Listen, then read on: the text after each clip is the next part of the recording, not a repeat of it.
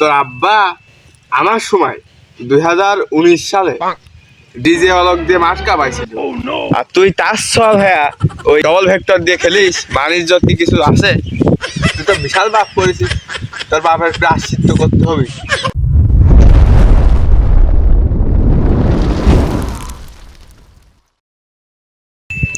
তোরা কাস্টম খেলবি ঠিক আছে, 2 দিন পর পর ঝামেলা করিস আর বিচার ডাইস কেন? আজকে আবার তোরা কাস্টমে কি ঝামেলা হয়েছে যে বিচার ডালি? কাস্টম খেলতে খেলতে লাস্ট জোনের দিক আসলি কাছে আলি কি গাইন্ডে মারতে হয়।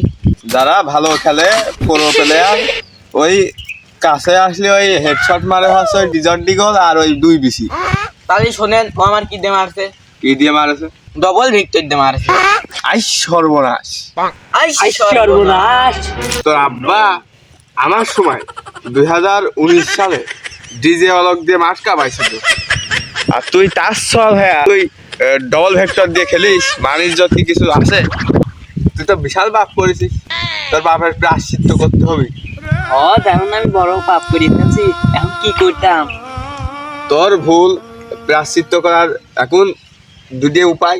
একটা হচ্ছে তুইও মান্থলি দিবি 2 দিনকার, আর তোর আব্বা ওই যে এই আমার সাথে ডিজে অলক দিয়ে 2019 সালে খেলেছে, তোর আব্বা ছিল 2 নাম্বার আর আমি পুরো টপে খেলতাম, ওই আইডিটা গিফট করবি।